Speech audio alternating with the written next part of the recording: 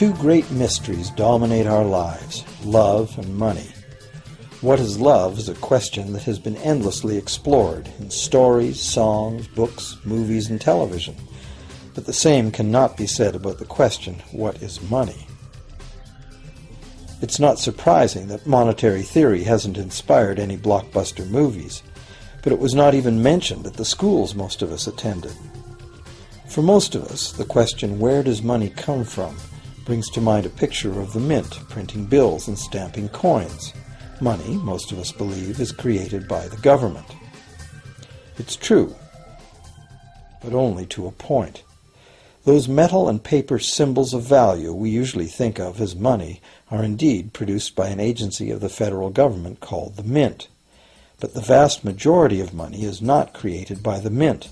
It is created in huge amounts every day by private corporations known as banks. Most of us believe that banks lend out money that has been entrusted to them by depositors. Easy to picture, but not the truth. In fact, banks create the money they loan, not from the bank's own earnings, not from the money deposited, but directly from the borrower's promise to repay. The borrower's signature on the loan papers is an obligation to pay the bank the amount of the loan plus interest, or lose the house, the car, whatever asset was pledged as collateral. That's a big commitment from the borrower. What does the same signature require of the bank? The bank gets to conjure into existence the amount of the loan and just write it into the borrower's account. Sound far-fetched? Surely that can't be true. But it is.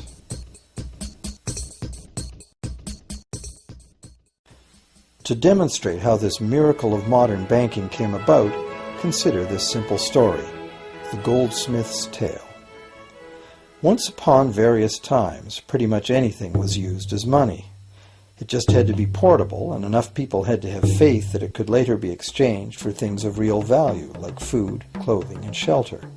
Shells, cocoa beans, pretty stones, even feathers have been used as money.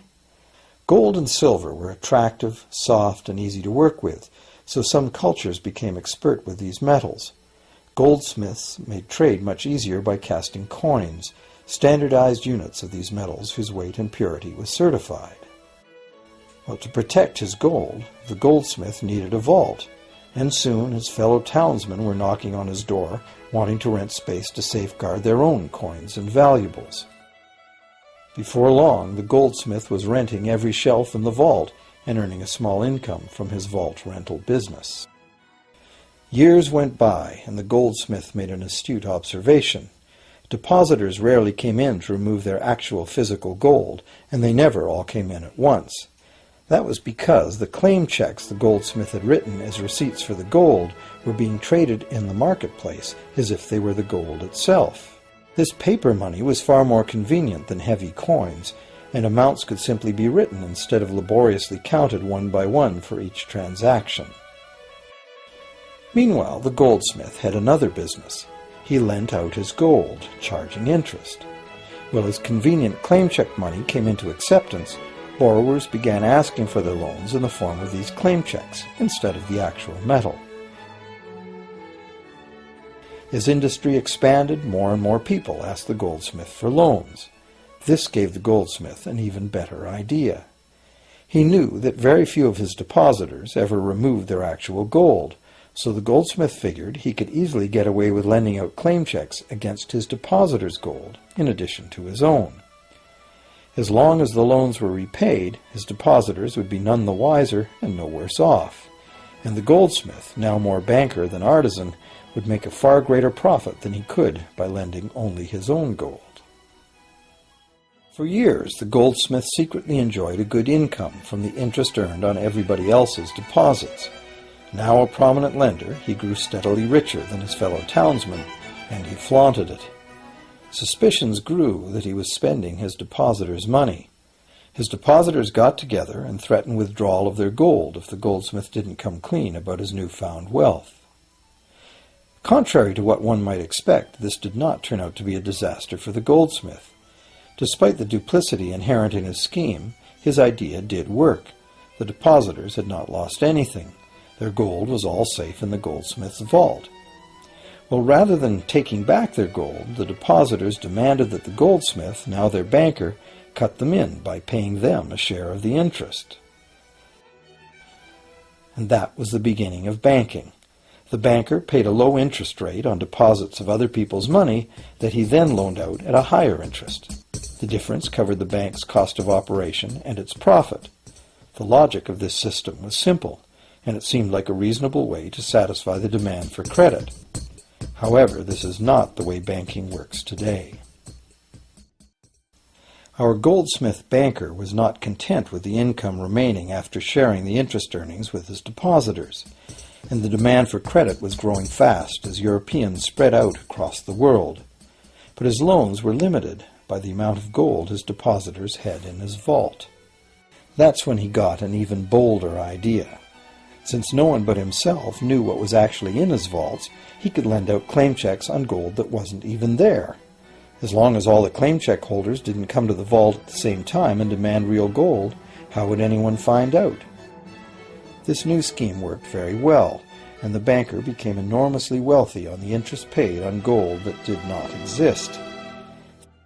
The idea that the banker would just create money out of nothing was too outrageous to believe, so for a long time the thought did not occur to people. But the power to just invent money went to the banker's head, as you can well imagine. In time, the magnitude of the banker's loans and his ostentatious wealth did trigger suspicions once again. Some borrowers started to demand real gold instead of paper representations. Rumors spread. Suddenly, several wealthy depositors showed up to remove their gold. The game was up.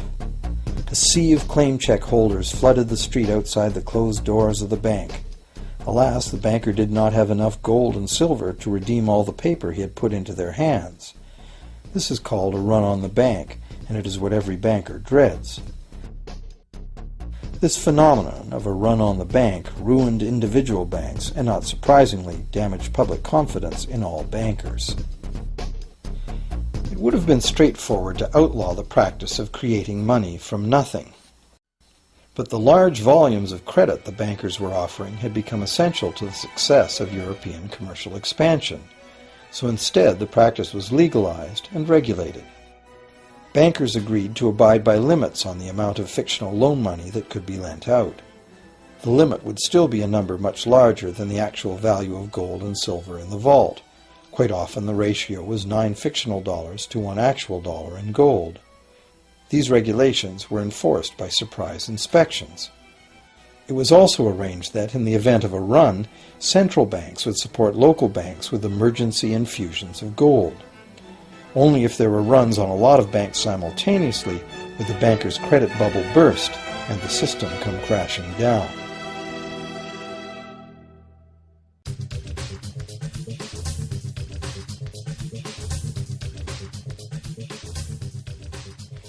Over the years, the fractional reserve system and its integrated network of banks backed by a central bank has become the dominant money system of the world. At the same time, the fraction of gold backing the debt money has steadily shrunk to nothing. The basic nature of money has changed. In the past, a paper dollar was actually a receipt that could be redeemed for a fixed weight of gold or silver. In the present, a paper or digital dollar can only be redeemed for another paper or digital dollar. In the past, privately created bank credit existed only in the form of private banknotes, which people had the choice to refuse, just as we have the choice to refuse someone's private check today. In the present, privately created bank credit is legally convertible to government-issued fiat currency, the dollars, loonies, and pounds we habitually think of as money. Fiat currency is money created by government fiat or decree, and legal tender laws declare that citizens must accept this fiat money as payment for debt, or else the courts will not enforce the obligation. So now the question is, if governments and banks can both just create money, then how much money exists? In the past, the total amount of money in existence was limited to the actual physical quantities of whatever commodity was in use as money. For example, in order for new gold or silver money to be created, more gold or silver had to be found and dug out of the ground. In the present, money is literally created as debt. New money is created whenever anyone takes a loan from the bank. As a result, the total amount of money that can be created has only one real limit: the total level of debt.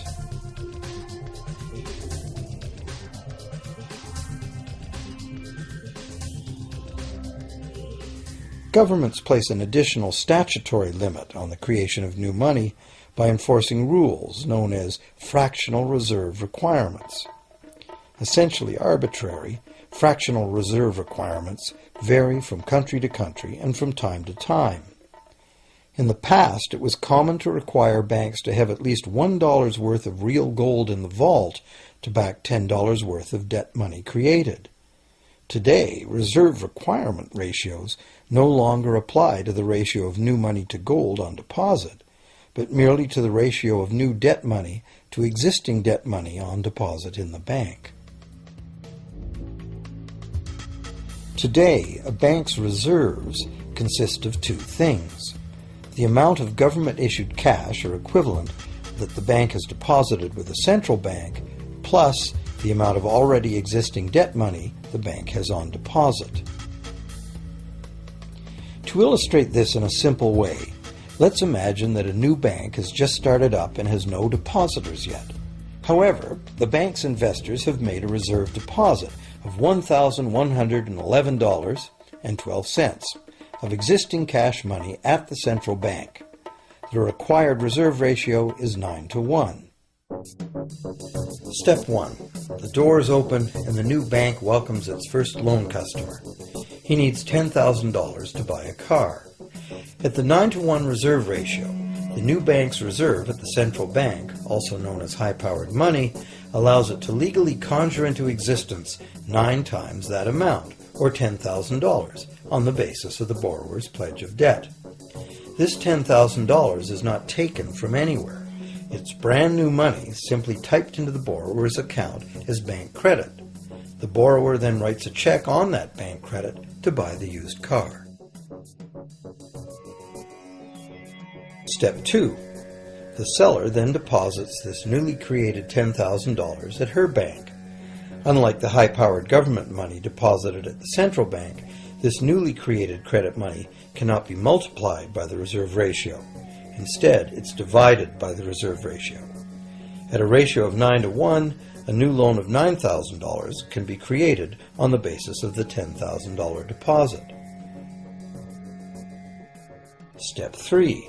If that $9,000 is then deposited by a third party at the same bank that created it or at a different one, it becomes the legal basis for a third issue of bank credit, this time for the amount of $8,100.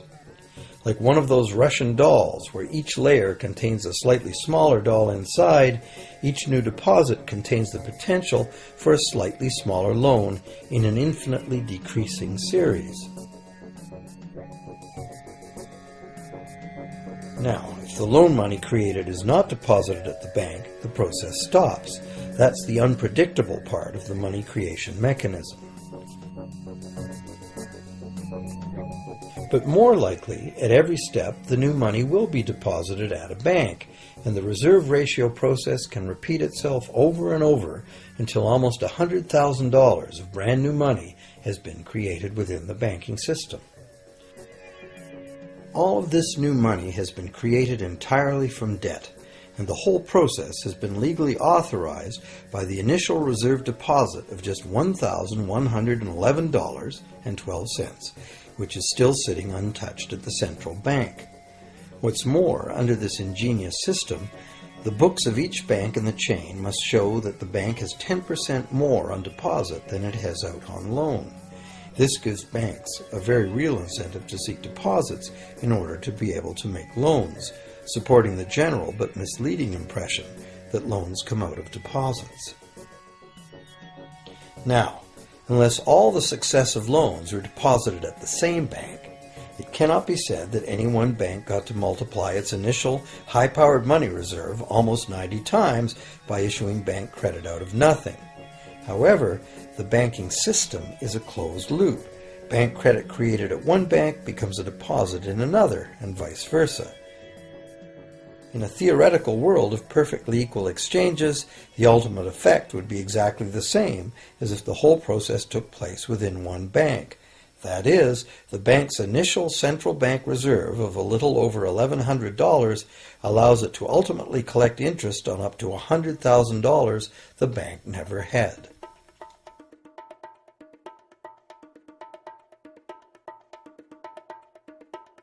If that sounds ridiculous, try this. In recent decades, as a result of steady lobbying by the banks, the requirements to make a reserve deposit at the nation's central bank have all but disappeared in some countries, and actual reserve ratios can be much higher than 9-to-1. For some types of accounts, 20-to-1 and 30-to-1 ratios are common. And even more recently, by using loan fees to raise the required reserve from the borrower, banks have now found a way to circumvent reserve requirement limitations entirely. So, while the rules are complex, the common sense reality is actually quite simple. Banks can create as much money as we can borrow.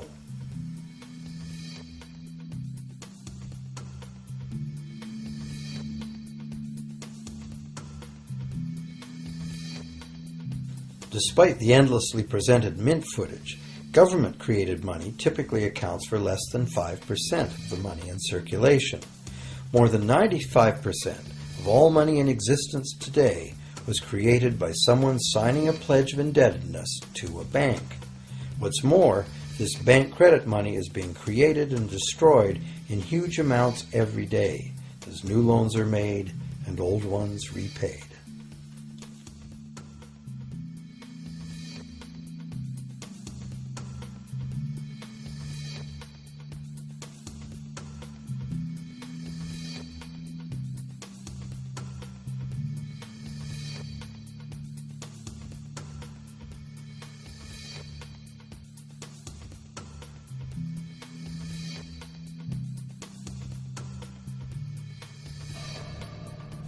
Banks can only practice this money system with the active cooperation of government. First, governments pass legal tender laws to make us use the national fiat currency. Secondly, governments allow private bank credit to be paid out in this government currency. Thirdly, government courts enforce debts. And lastly, governments pass regulations to protect the money system's functionality and credibility with the public, while doing nothing to inform the public about where money really comes from. The simple truth is that when we sign on the dotted line for a so-called loan or mortgage, our signed pledge of payment, backed by the assets we pledge to forfeit should we fail to pay, is the only thing of real value involved in the transaction. To anyone who believes we will honor our pledge, that loan agreement or mortgage is now a portable, exchangeable, and saleable piece of paper. It's an IOU. It represents value and is therefore a form of money. This money the borrower exchanges for the bank's so-called loan. Now, a loan in the real world means that the lender must have something to lend. If you need a hammer, my loaning you a promise to provide a hammer I don't have won't be of much help. But in the artificial world of money, a bank's promise to pay money it doesn't have is allowed to be passed off as money, and we accept it as such.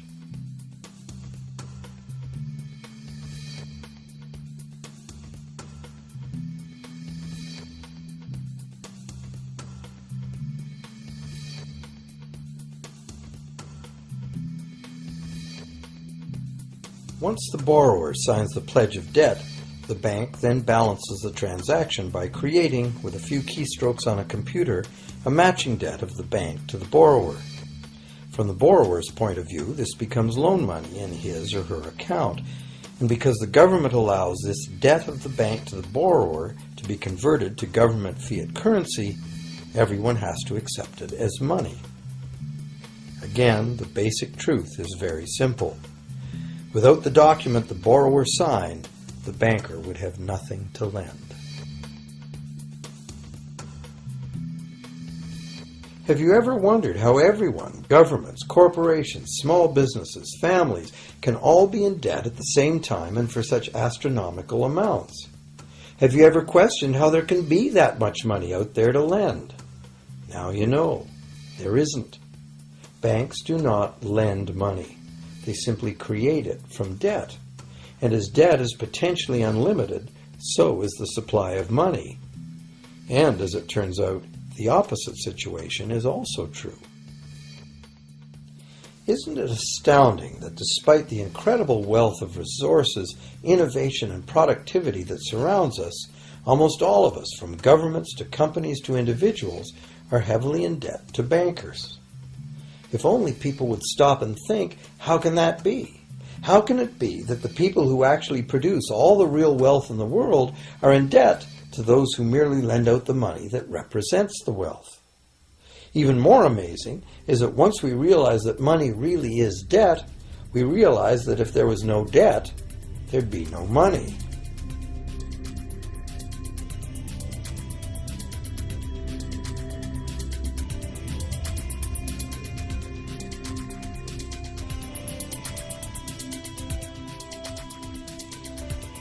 If this is news to you, you are not alone.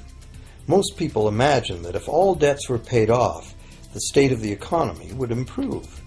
It's certainly true on an individual level. Just as we have more money to spend when our loan payments are finished, we think that if everyone were out of debt, there would be more money to spend in general. But the truth is the exact opposite. There would be no money at all. There it is. We are totally dependent on continually renewed bank credit for there to be any money in existence. No loans, no money, which is what happened during the Great Depression. The money supply shrank drastically as the supply of loans dried up.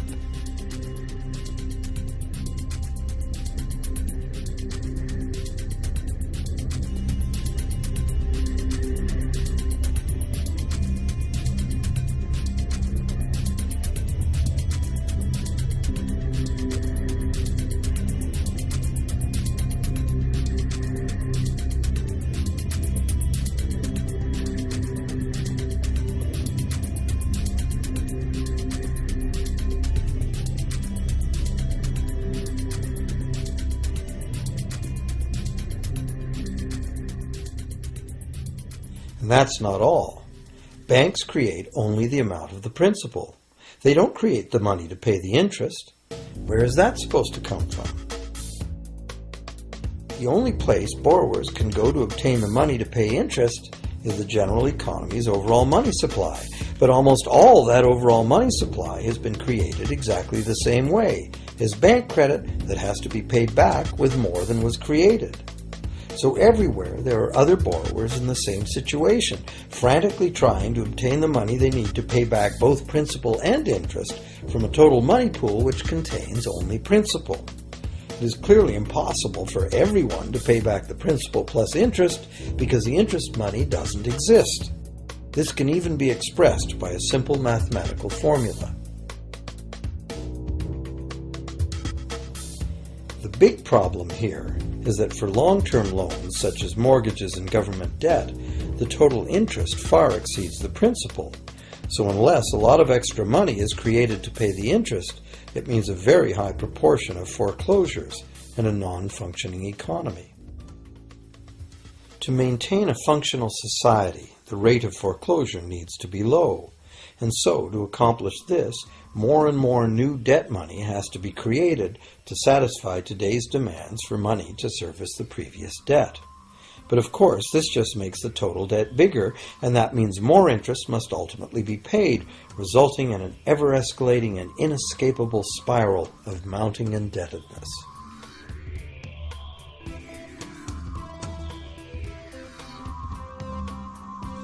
It is only the time lag between money's creation as new loans and its repayment that keeps the overall shortage of money from catching up and bankrupting the entire system. However, as the bank's insatiable credit monster gets bigger and bigger, the need to create more and more debt money to feed it becomes increasingly urgent. Why are interest rates so low? Why do we get unsolicited credit cards in the mail? Why is the U.S. government spending faster than ever? Could it be to stave off collapse of the entire monetary system? A rational person has to ask, can this really go on forever? Isn't a collapse inevitable?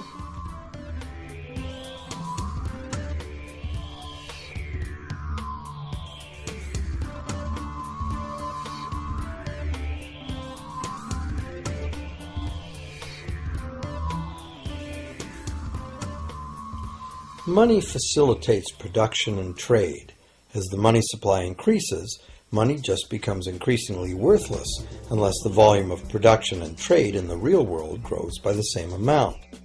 Add to this the realization that when we hear that the economy is growing at 3% per year, it sounds like a constant rate, but it's not. This year's 3% represents more real goods and services than last year's 3% because it's 3% of the new total. Instead of a straight line, as is naturally visualized from the words, it is really an exponential curve getting steeper and steeper. The problem, of course, is that perpetual growth of the real economy requires perpetually escalating use of real-world resources and energy. More and more stuff has to go from natural resource to garbage every year, forever, just to keep this system from collapsing.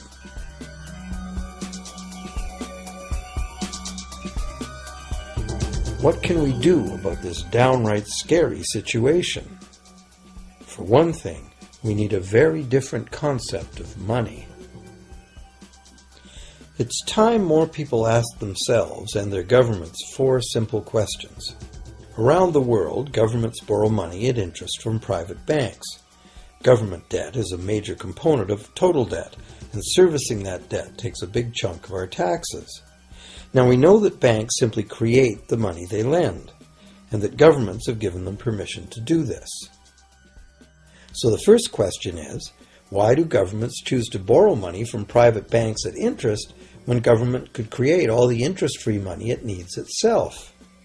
And the second big question is, why create money as debt at all? Why not create money that circulates permanently and doesn't have to be perpetually re-borrowed at interest in order to exist? The third question, how can a money system that can only function with perpetually accelerating growth be used to build a sustainable economy? Isn't it logical that perpetually accelerating growth and sustainability are incompatible? And finally, what is it about our current system that makes it totally dependent on perpetual growth? What needs to be changed to allow the creation of a sustainable economy?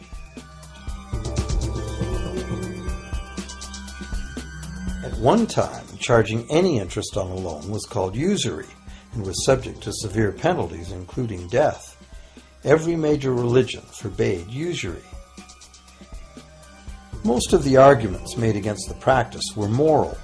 It was held that money's only legitimate purpose was to facilitate the exchange of real goods and services. Any form of making money from simply having money was regarded as the act of a parasite or of a thief. However, as the credit needs of commerce increased, the moral arguments eventually gave way to the argument that lending involves risk and loss of opportunity to the lender, and therefore attempting to make a profit from lending is justified. Today, these notions seem quaint. Today, the idea of making money from money is held as an ideal to strive for. Why work when you can get your money to work for you? However, in trying to envision a sustainable future, it's very clear that the charging of interest is both a moral and a practical problem. Imagine a society and economy that can endure for centuries because, instead of plundering its capital stores of energy, it restricts itself to present-day income. No more wood is harvested than grows in the same period. All energy is renewable, solar, gravitational, geothermal, magnetic, and whatever else we discover. This society lives within the limits of its non-renewable resources by reusing and recycling everything, and the population just replaces itself. Such a society could never function using a money system utterly dependent on perpetually accelerating growth. A stable economy would need a money supply at least capable of remaining stable without collapsing. Let's say the total volume of this stable money supply is represented by this big circle. Let's also imagine that moneylenders must actually have existing money to lend. If some people within this money supply begin systematically lending money at interest, their share of the money supply will grow. If they continually reloan at interest all the money that gets paid back, what's the inevitable result? Whether it's gold, fiat, or debt money doesn't matter. The moneylenders will end up with all the money. And after the foreclosures and bankruptcies are all filed, they'll get all the real property too. Only if the proceeds of lending at interest were evenly distributed among the population would this central problem be solved. Heavy taxation of bank profits might accomplish this goal, but then why would banks want to be in business? If we were ever able to free ourselves of the current situation, we could imagine banking run as a non-profit service to society, dispersing its interest earnings as a universal citizen dividend, or lending without charging interest at all.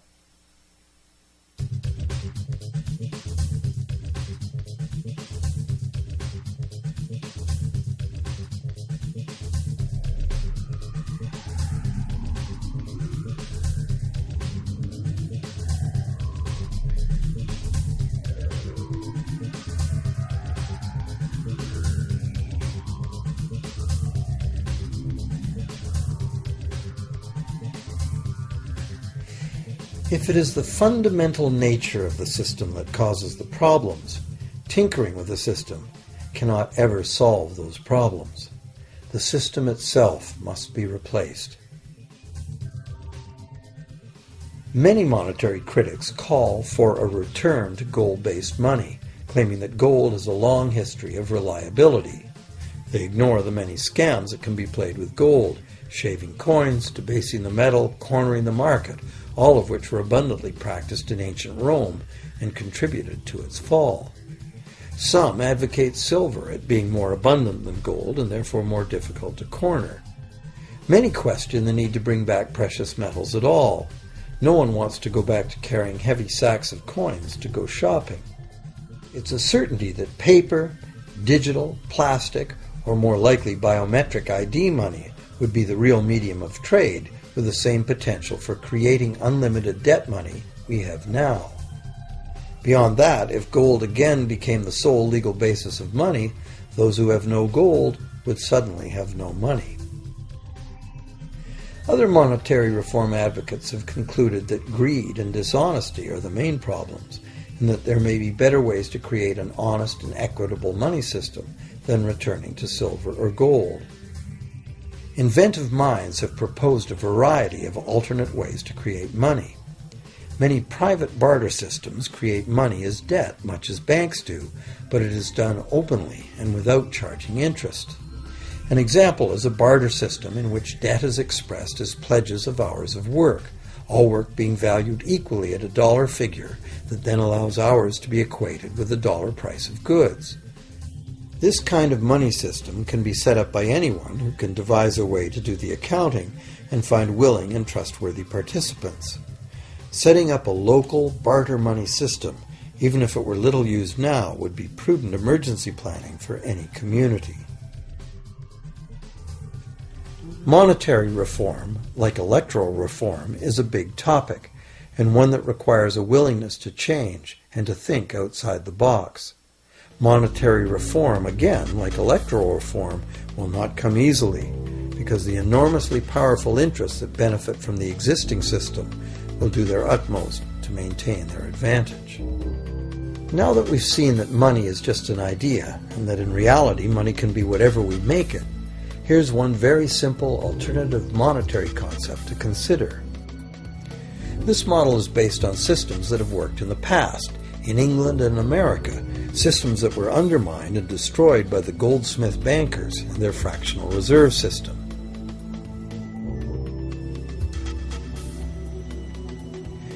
create an economy based on permanent interest-free money, money could simply be created and spent into the economy by the government, preferably on long-lasting infrastructure that facilitates the economy, such as roads, railroads, bridges, harbors, and public markets.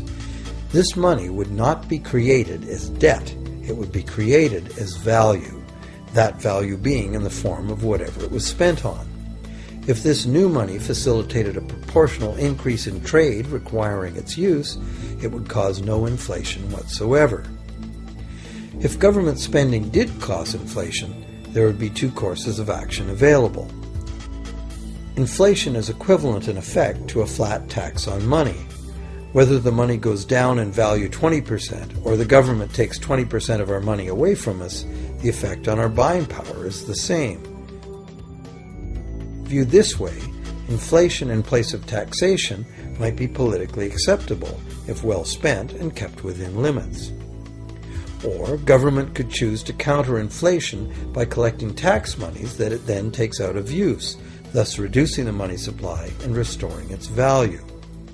To control deflation, which is the phenomenon of falling wages and prices, the government would simply spend more money into existence. With no competing private debt money creation, governments would have more effective control of their nation's money supply. The public would know whom to blame if things went wrong. Governments would rise and fall on their ability to preserve the value of money.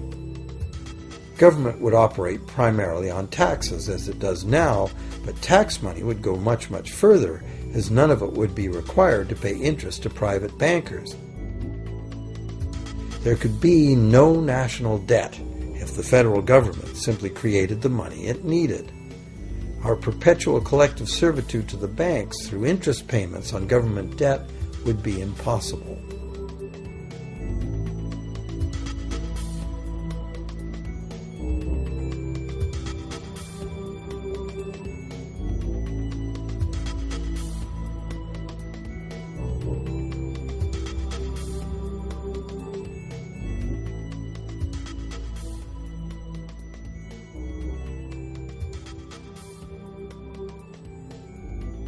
What we have been taught to believe as democracy and freedom has become in reality an ingenious and invisible form of economic dictatorship. As long as our entire society remains utterly dependent on bank credit for its supply of money, bankers will be in the position to make the decisions on who gets the money they need and who doesn't.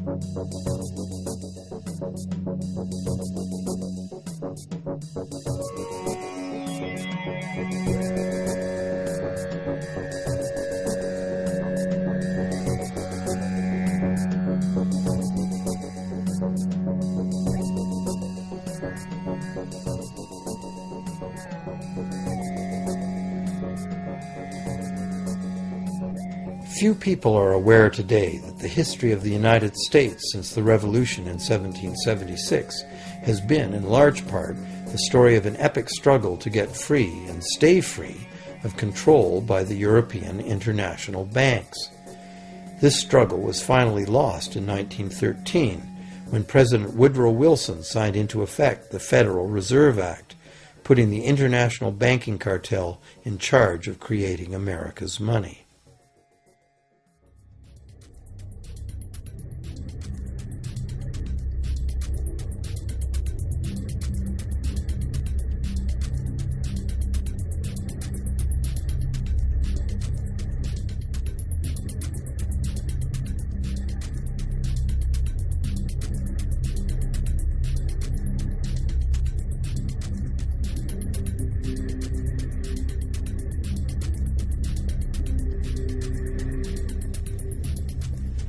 The power of this system is deeply ingrained.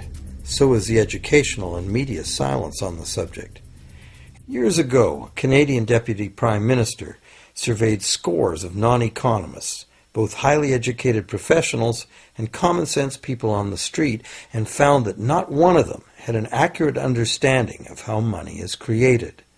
In fact, it's probably safe to say that most people, including the frontline employees of banks, have never given the matter a moment's thought. Have you?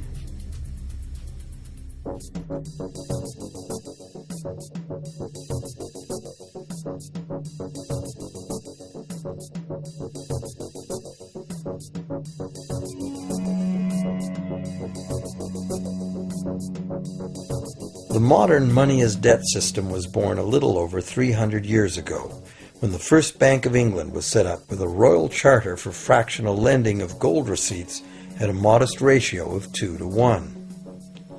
That modest ratio was just the proverbial foot in the door. The system is now worldwide, creates virtually unlimited amounts of money out of thin air, and has almost everyone on the planet chained to a perpetually growing debt that can never be paid off.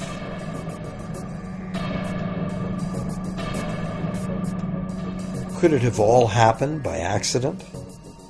Or is it a conspiracy? Obviously, something very big is at stake here.